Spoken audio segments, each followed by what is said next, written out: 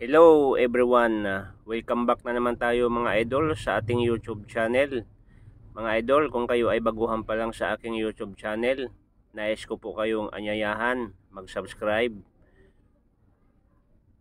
at pakipindot ang notification bell, paki-like para lagi tayong updated sa ating mga ginagawang video tungkol doon sa mga lumang barya ng Pilipinas.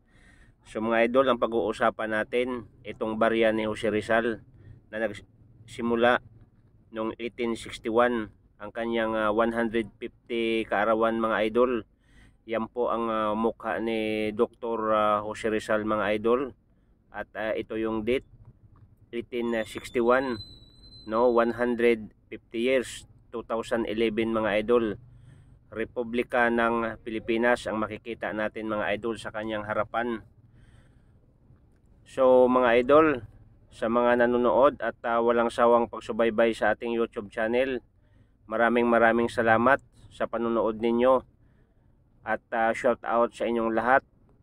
So ngayon mga idol, pag-uusapan natin yung Queens na ito sa 150 years anniversary o birthday ni Dr. Jose Rizal mga idol. So ito pa mga idol, ang Queens na ito ay 150 years Jose Rizal commemorative Queens ito mga idol.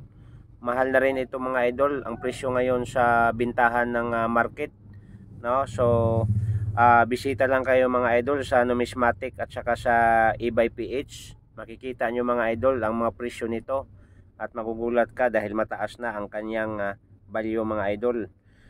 Okay, so mga idol, saan ba ito inisyo? Pilipinas mga idol. Ang period niya mga idol, Republic 1946 dated. Year 2011 mga idol. Value 1 peso coins. Composition mga idol, nickel plated steel. Type commemorative coins para malaman po natin. Ang kanyang timbang o bigat mga idol, 5.35 grams. Diameter, 24 mm. Thickness po, 2 mm. So ngayon mga idol, at ang kanyang mintage, ang pinakamahalaga sa atin dito mga idol, ang kanyang mintage ay nasa 10 million na mintage lang mga idol. Pero doon mga idol sa kanyang varieties sa quality, doon sa C13.1 circulation mga idol ay 9,980,000 lang mga idol, at doon sa C13.2 brilliant uncirculated mga idol nasa 15,000, at ang kanyang C13.3 no, so uncirculated mga idol nasa 5,000. So napakaganda mga idol, dahil itong Queens na to, kung mayroon kang ganitong uri ng Queens na hindi mo pinapansin mga idol, itago mo na mga idol dahil tumataas po ang kanyang value. So ngayon mga idol, itong Queens na to ay mayroong buwibili dito mga idol, no. So ang presyuhan nito mga idol sa market ay mayroong buwibili ng 200 per each, at mayroong 438, at mayroong bumibili mga idol ng 1,000, may 500, may 1,500 at 3,500 mga idol.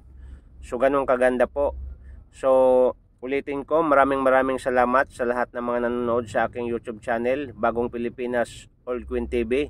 Nais ko po kayong pasalamatan sa pagsuporta sa ating mga barya na wala na sa circulation ngayon at hindi natin nakikita.